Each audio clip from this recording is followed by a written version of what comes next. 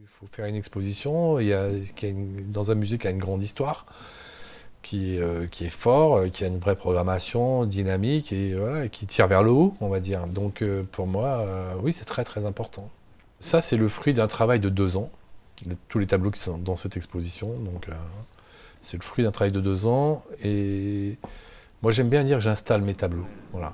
J'aime bien, quand je fais une exposition, créer un espace dans lequel on puisse regarder la peinture de la manière dont je veux qu'on la regarde. Voilà. Et créer un espace, un environnement dans lequel il y a une ambiance et que cette ambiance puisse produire un rapport au monde. Voilà. Donc qui est évidemment transcendé par la peinture. Et cette réalité que je regarde, au même titre que tout le monde, hein, que toi, que n'importe qui, j'essaye de peindre mon monde, voilà, ma réalité. Et donc, évidemment, il n'y a pas un parcours, il n'y a pas on rentre à droite ou à gauche dans la salle, il y a un cheminement. Il y a juste comment dire, une ambiance générale et une mise en relation des tableaux entre eux. Voilà. Puis occuper l'espace du musée tel qu'il est, avec des murs de 10-15 mètres de haut, je ne sais pas exactement combien ils mesurent. Et comme je travaille la représentation dans un rapport à l'échelle du corps, à l'échelle 1, donc tout le travail est en scène, cette série de tableaux. Voilà. Je suis entré à l'école des Beaux-Arts en 1981 et j'en suis sorti en 1986. C'était pour moi ben voilà, comme jeune étudiant, je suis arrivé dans ce contexte et plutôt dans un contexte, je dirais, favorable, que je n'ai pas choisi, parce que c'était une situation qui était...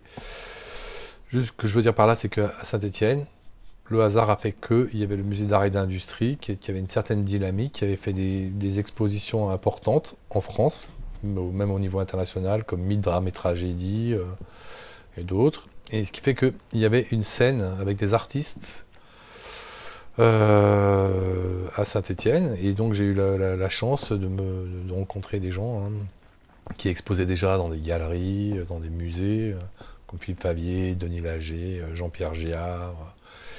Et il y avait une connivence aussi avec des artistes de Lyon et d'autres artistes qui venaient même de Paris et qui venaient ici travailler. Voilà, il y avait des galeries associatives comme RC des Fossés, Napalm et tout comme ça. Il y avait donc tout un programme, une émulsion autour du musée, qui n'était pas le musée d'art moderne comme il est aujourd'hui, qui était le musée d'art et d'industrie. Donc on a eu l'occasion, je sais pas moi, à 22 ans, 23 ans, j'avais 22, 23 ans, d'aller au musée, de participer à l'accrochage de la première expo en France de Gerhard Richter, et des choses comme ça. Donc il y avait une très jolie ambiance, on va dire, un très beau moment de vie qui n'était pas, on va dire, programmé. C'est pas comme si aujourd'hui on disait bon, il faut aller à Berlin pour aller rencontrer les artistes. Ben, j'ai quitté Saint-Étienne, je suis revenu, je suis resté un petit peu, j'ai fait quelques tableaux là. Et en 88, je suis allé à Marseille et là j'ai continué à développer mon travail. Et puis, là j'ai rencontré aussi des artistes d'une scène marseillaise qui était aussi dense, des artistes comme Richard Baquier, Piotr Kononcevic, Jean-Claude Ruggiero, enfin et des tas d'autres, qui a continué à nourrir mon expérience à moi de peintre. Et puis plus doucement j'ai rencontré des gens et puis j'ai commencé à exposer. Voilà. Donc sur le parcours ensuite, eh ben, c'est assez classique, hein, galerie, exposition collective, etc., etc. Et en 99, en 97 même, je suis rentré à la galerie Liliane et Michel Durand-Dessert, qui était un lieu assez important en France, qui est une galerie marchande, mais qui avait aussi participé à la visibilité d'artistes comme Joseph Beuys, que j'avais vu au musée de Saint-Étienne, Gerhard Richter, que j'ai vu au musée de Saint-Étienne. Donc pour moi, c'était un moment très fort, en fait, dans mon expérience, que c'est quelque chose qui n'arrive pas tout le temps, quoi. Voilà. Donc cette conjonction des deux la vie à Saint-Étienne et puis la galerie Durand-Dessert, 10 ans après, pour moi, c'était très, très, très fort. Voilà. Puis bah, après, ça a continué. Voilà. Expo en galerie, expo en musée, et puis surtout faire des tableaux. Je fais des mises en scène à la maison, hein. Mises en scène à la maison, et puis là récemment je commence à prendre un peu des documents dans la presse ou que je trouve dans un journal, mais très peu, juste je commence en fait à faire ça. Et puis je ne m'empêche pas de mélanger. Comme je travaille avec une palette graphique, avec un ordinateur avec Photoshop, je peux prendre 2 morceaux de corps et puis je fais une figure. Voilà. Je peux prendre une tête d'un personnage et le mettre sur un autre corps. Je m'amuse et donc j'obtiens toujours, on va dire, une information, un dessin d'une figure et puis je mélange avec d'autres figures et je fais le metteur en scène à l'écran, quoi. Voilà, je respecte, j'essaie de respecter les codes techniques, des choses comme ça. Très. Mais en même temps, je me laisse toute la liberté que m'a proposé Matisse ou Giacometti ou Francis Bacon. C'est-à-dire que la notion classique, c'est à un moment donné, c'est quand elle prend corps, je pense. Je pense que quand une peinture prend corps dans le monde, elle prend une dimension classique. Je pense, mais pas forcément, je dis pas ça pour moi, je dis ça dans une pensée dans l'absolu, voilà. Et qu'une peinture je veux dire, presque avant-gardiste, elle porte en elle-même cette dimension classique. J'aimerais bien que les gens se posent une question, voilà. Qu'est-ce qu'on fait dans le monde, voilà. Que ça soit une peinture qui, comment dire, interroge son rapport au monde, voilà. Quelque chose de, on va dire, une notion entre humaniste, voilà.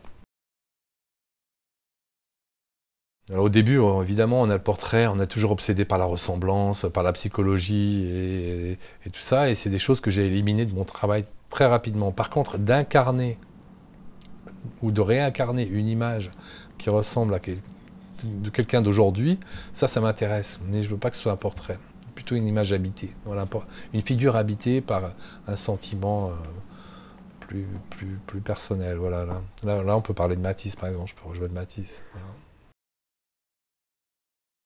Là, franchement, pour moi, c'est le grand mixte. Hein. C'est-à-dire que c'est de Piero della Francesca à Bacon, en passant par Pistoletto et en passant aussi par le cinéma d'Antonioni ou de Bergman ou des photographies d'Auguste Sanders. Enfin, quand on fait, moi, dans mon travail, voilà, c'est le grand mixte. Je me retiens en rien. Après, matériellement, ça peut ressembler à une peinture italienne, et en même temps, de temps en temps, on peut virer un peu plus dans les trucs un peu plus durs à une peinture anglaise. Et en même temps, ce qui m'intéresse, moi, c'est d'avoir un langage très personnel. J'essaye, en tout cas, je ne sais pas si j'y arrive, mais d'avoir quelque chose que je tiens comme une identité, en fait. Voilà, mon tableau, il doit être une personnalité identifiable. C'est l'expérience qui amène le résultat, en fait. Voilà, donc je ne peux pas dire que j'ai conceptualisé les choses, mais mine de rien, c'est peut-être d'idée en idée qui font qu'un jour, cette forme, elle est apparue ici à Saint-Étienne en plus, hein, nulle part ailleurs, et je n'ai fait que la développer. Voilà, en fait, de faire du Giacometti, quoi, de faire et de recommencer d'une certaine manière. Voilà, de faire et de refaire, et puis chaque fois en nourrissant. Ces idées de mise en espace, elles sont nées quand je suis arrivé à Marseille. J'ai vu une exposition qui s'appelle Cinéma, Peinture, Cinéma. J'ai vu la première fois que je découvrais les Shadows de Warhol avec les images répétées avec dans les variantes colorées. Et dans la salle d'avant, il y avait un Pistoletto au miroir. J'avais l'intuition de peindre à l'échelle 1. Enfin, tout ça, c'est du grand mix. Après, évidemment, quand j'étais ici, je m'intéressais beaucoup à l'abstraction américaine de par le musée. De ce qu'il y avait ici, donc un artiste comme Ellsworth Kelly, et puis j'avais découvert Barnett Newman, mais je n'en avais jamais vu en vrai par les livres, hein, dans cette bibliothèque, là, pas les mêmes livres, je suis sûr que je le retrouve, ici, par là. Et puis en 91, je vais à New York et je regarde et je vais voir des Barnett Newman en vrai, quoi, voilà, donc il faut aussi du temps, mais tout ce dialogue se met en place, donc sur l'espace, on va dire, radical de Barnett Newman, les images reflets de Pistoletto, les répétitions de Warhol et la manière de faire de Giacometti. Quand je parle du grand mix, c'est ça. Voilà. Ensuite, les espaces, on les réduit à l'échelle du corps et on essaie de travailler cet espace absolu qui deviennent pour moi finalement des architectures, voilà, plus que des espaces, des architectures, pas au sens de l'architecte, mais l'architecture où le corps va s'intégrer. Et ça permet l'expérience picturale. Voilà. Ce qui est important pour moi, c'est d'avoir un endroit où j'ai une expérience picturale qui me permette d'avoir toujours cette relation et mon regard sur le monde. Voilà. Et les images que j'intègre dans ces espaces sont des éléments de mon regard sur la réalité. Voilà. Au sens sentimental, réaliste. Mais je veux pas être un documentariste, un journaliste, je veux pas. Je veux juste prendre des images du réel et les interpréter comme un metteur en scène de cinéma ou de théâtre. Voilà. Ma peinture, j'aimerais bien elle amène cette question sur notre rapport au monde et sur notre fragilité en fait d'être là, quoi. Voilà.